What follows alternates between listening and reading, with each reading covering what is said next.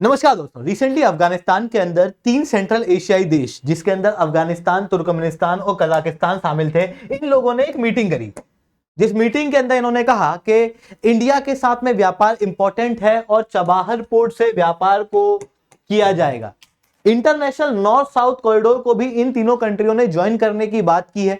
दोस्तों, यहां पर बात आती है कि ये तीनों देश क्यों भारत के साथ में इतना व्यापार करने को उत्सुक हैं। इनके ये स्टेटमेंट भारत के लिए क्यों इंपॉर्टेंट है, क्योंकि भारत के लिए भी ये तीनों देश बहुत इंपॉर्टेंट है। वहीं ये चबाहर पोर्ट क्या है, इंटरनेशनल नॉर्थ साउथ कॉरिडोर क्या है, इन सारी चीजों को डिटेल में मैं शुभेंद्र सिंह चौहान आप लोगों के साथ में चर्चा करूंगा। बट उसके पहले आप लोग मेरे साथ में SRC10 टेलीग्राम ग्रुप के ऊपर जुड़ सकते हो। मेरे क्लास की अपडेट, पीपीटी, पीडीएफ सब कुछ आपको वहां पे मिल जाएगी। इसके अलावा आगे बढ़ने से पहले एक सवाल आप लोगों से पूछना चाहूंगा, इंटरनेशनल लेबर डे 2024 की थीम क्या थी। आपके सामने ये 4 ऑप्शन है, सही जवाब आप नीचे कमेंट के अंदर दोगे। जो सही जवाब देगा उसके कमेंट के ऊपर मैं हार्ट दूंगा। चलिए दोस्तों, अब समझने का प्रयास करते हैं कि यहां क्या हुआ है। अगर अनअकैडमी की बात करते हैं, देखो अभी जो यूपीएससी है वो क्लोज आ रही है 2025 की। अगर आप लोग तैयारी कर रहे हो तो आप अनअकैडमी का सब्सक्रिप्शन ले सकते हो, ऑनलाइन भी, और अनअकैडमी अब ऑफलाइन भी आ चुका है। दिल्ली के करोलबाग मुखर्जी के अंदर, प्रयागराज के सिविल लाइंस के अंदर ऑलरेडी हमारे सेंटर्स खोले जा चुके हैं। आप चाहते हो तो वहां पे विजिट कर सकते हो। इंडिया के टॉप एजुकेटर सबसे कम रेट में सबसे अच्छी क्वालिटी के कोर्स में आप लोगों को पढ़ा रहे हैं। सबसे अच्छी क्वालिटी का कोर्स कैसे, टॉपर्स यहां से निकले हुए हैं, आप देख सकते हो। डायरेक्ट प्लेटफॉर्म के ही पढ़े हुए बच्चे हैं, इंटरव्यू गाइडेंस प्रोग्राम के बच्चे नहीं है, ठीक है। जो दूसरी कोचिंग वाले वहां पे देते रहते हैं वो चीज नहीं है यहाँ पर। तो आप बिल्कुल से यहाँ पर जुड़ सकते हो हमारे साथ में। चलिए दोस्तों, आप समझने का प्रयास करते हैं यहाँ पर क्या हुआ है। देखो, ये जो ट्राइलेटरल मीटिंग हुई है इसके अंदर अफगानिस्तान था और ध्यान से देखना इन 2 कंट्रियों का नाम, कजाकिस्तान और तुर्कमेनिस्तान। ये दोनों ही सेंट्रल एशियाई देश हैं। इनको मैं मैप में दिखाता हूं आपको। यहां देखो, ये दिख रहा है, यह है तुर्कमेनिस्तान और यहां पर ऊपर यह है कजाकिस्तान, जो रशिया से डायरेक्ट बॉर्डर शेयर करेगा। अब ये जो सेंट्रल एशिया है ये भारत के लिए बहुत इंपॉर्टेंट है। क्यों? क्योंकि पहला तो ये सेंट्रल एशिया ईस्ट एशिया और मिडिल ईस्ट को जोड़ता है, या कहूं यूरोप को जोड़ता है, नॉर्थ को और साउथ एशिया को जोड़ता है। मतलब एक ब्रिज की तरह काम करता है। कनेक्टिविटी पॉइंट ऑफ व्यू से बहुत अच्छा है। दूसरा, रिसोर्सेज बहुत अच्छे हैं। जैसे कजाकिस्तान के अंदर ही बात करूं तो दुनिया के सबसे ज्यादा यूरेनियम के डिपॉजिट आपको यहां मिलेंगे। ऑयल, नेचुरल गैस वगैरह भी यहां पर देखने को मिलती है। इसके अलावा ये जो सेंट्रल एशियाई देश हैं ये भारत के एक्सटेंडेड नेबर हैं। अब आप देखो, पाकिस्तान के अंदर आतंकवाद है, अफगानिस्तान के अंदर आतंकवाद है। ये अगर आतंकवाद इधर चला गया तो ऐसी कंडीशन में यहाँ पे इनस्टेबिलिटी होगी और वो स्पिल ओवर होकर भारत की तरफ भी आएगी।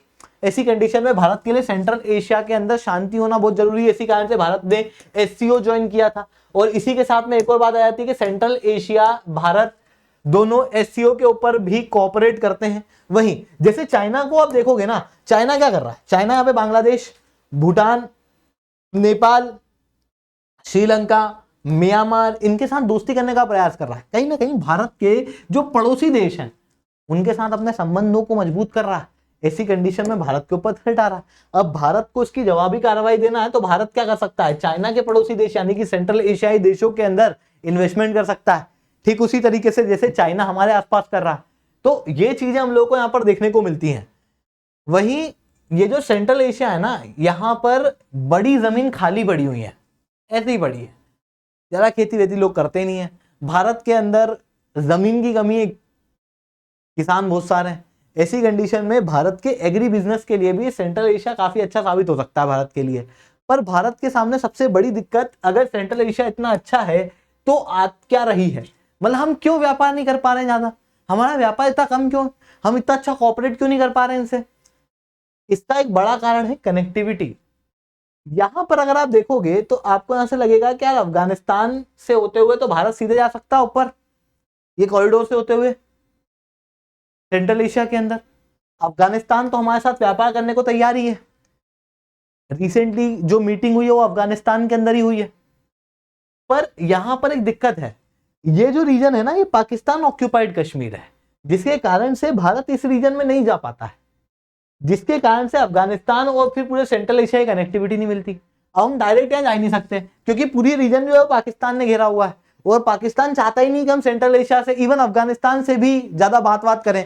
ऐसी कंडीशन में जब ह्यूमैनिटेरियन एड भारत को अफगानिस्तान को देना था 2022 के अंदर, पाकिस्तान जाने नहीं दे रहा था, बहुत नाटक कर रहा था। इसलिए भारत चाहता था सेंट्रल एशिया से व्यापार करने के लिए कोई और रूट बनाया जाए, और ये रूट बनाया गया था ईरान के चबाहर पोर्ट से। यहां देखो ये इंडिया है, इंडिया का एक कांडला है पोर्ट है, ये ईरान है और ईरान का यहाँ पर चबाहर पोर्ट है। इस चबाहर पोर्ट को भारत ने डेवलप किया है। यहां से जहेदान जो ईरान के अंदर ही है, यहां तक की रेलवे लाइन बनाई गई, फिर वहां से जरांज, जरांज से काबुल, और काबुल से फिर पूरा सेंट्रल एशिया जो है वो कनेक्ट हो सकता है। वहीं इसी ईरान से हम ऊपर तुर्कमेनिस्तान की तरफ भी जा सकते हैं। यहां देखो आप, ये ईरान है, चबाहर पोर्ट से तुर्कमेनिस्तान या फिर अफगानिस्तान से पूरे सेंट्रल एशिया के अंदर हमारी कनेक्टिविटी बन सकती है। और ये सब कैसे हो सकता है? इस चबाहर पोर्ट के माध्यम से। और अब आप कहोगे सेंट्रल एशिया को भारत की क्या जरूरत है, मतलब ये क्यों कह रहे हैं कि हमको भारत से व्यापार करना है? देखो चाइना के अलावा कोई और ऑप्शन इनके पास में है नहीं। एक बड़ा मेजर ऑप्शन इनके पास में सामान के सप्लाई के रूप में भारत देखने को मिल सकता है। ऐसी कंडीशन में ये चाहते हैं भारत के साथ व्यापार करना, और चबाहर पोर्ट यहां पर एक इंपॉर्टेंट रोल प्ले कर सकेगा। ठीक है, अब यहां पर एक और चीज आप देखना कि चबाहर पोर्ट तो आपको समझ में आ गया कि चबाहर पोर्ट क्या है और किस तरीके से यहाँ पे सब कुछ हो रहा है। चबाहर पोर्ट की इंपॉर्टेंस है अफगानिस्तान के अंदर। अभी ये जो मीटिंग हुई है इसकी इंपॉर्टेंस क्या है? इसकी इंपॉर्टेंस ये है, अगर आपको याद होगा तो 2021 के अंदर 15 अगस्त के दिन तालिबान अफगानिस्तान के अंदर पावर में आ गया था। भारत ने अफगानिस्तान के अंदर ये जरांज, जहेदान, काबुल, ये सारे कनेक्टिविटी के इंफ्रास्ट्रक्चर बना दिए थे। भारत ने वहां की पार्लियामेंट भी बना दी थी। काफी कुछ इन्वेस्टमेंट भारत ने अफगानिस्तान के अंदर कर लिया था। अब तालिबान के उस समय पाकिस्तान से अच्छे खासे रिलेशन थे, मतलब ठीक ठाक थे। तो तालिबान के जब रिलेशन अच्छे थे और तालिबान ने भारत की कॉन्सुलेट वगैरह के ऊपर भी अटैक किया था जब अफगानिस्तान के अंदर डेमोक्रेटिक सरकार थी और भारत वहां पर असिस्टेंस दे रहा था, तो भारत को यह डर लग रहा था कि जब तालिबान अफगानिस्तान में आया तो हमारे इंफ्रास्ट्रक्चर हमारे हाथ से चले जाएंगे, और अगर अफगानिस्तान हमारे हाथ से गया तो फिर पूरे सेंट्रल एशियाई कनेक्टिविटी हमारे हाथ से चल जाएगी। बट धीरे धीरे करके भारत ने अपनी सॉफ्ट पावर का प्रयोग किया, अफगानिस्तान को ह्यूमैनिटेरियन एड वगैरह दिए। वहीं दूसरी तरफ पाकिस्तान के रिलेशन जो है वो अफगानिस्तान के अंदर तालिबान से बहुत खराब हुए। टीटीपी ने यहाँ पर पाकिस्तान के ऊपर अटैक करना शुरू कर दिए। तो फिर भारत ने अफगानिस्तान से अपने रिलेशन को और बेहतर करना शुरू किया, और अब ये स्थिति आ चुकी है कि अफगानिस्तान जो है वो भारत के साथ में और अच्छे से व्यापार करना चाहता है। वहीं ये तीनों देश इंटरनेशनल नॉर्थ साउथ कॉरिडोर के अंदर जुड़ना चाहते हैं। अब ये इंटरनेशनल नॉर्थ साउथ कॉरिडोर क्या है? इंडिया और यहां पर रशिया है, ये इंपॉर्टेंट ट्रेडिंग पार्टनर है। अभी इन दोनों के बीच में व्यापार इस तरीके से होता है। ये व्यापार एक तो यूरोप पे डिपेंडेंट है, क्योंकि यूरोप के चौक पॉइंट से हो रहा है जिसको यूरोप कभी भी रोक सकता है। वहीं दूसरी तरफ ये रास्ता बहुत लंबा है, तो ना हम ये छोटा रास्ता यूज करें। ये छोटा रास्ता लगभग जो इंडिया और रशिया के बीच में डिस्टेंस है उसको 30 से 45 दिन से कम करके 10 दिन तक कर देगा। इसी को कहा गया है इंटरनेशनल नॉर्थ साउथ कॉरिडोर। ये 30% तक सस्ता होगा और 40% तक छोटा होगा, और हम सुएज कैनाल को अवॉइड कर देंगे।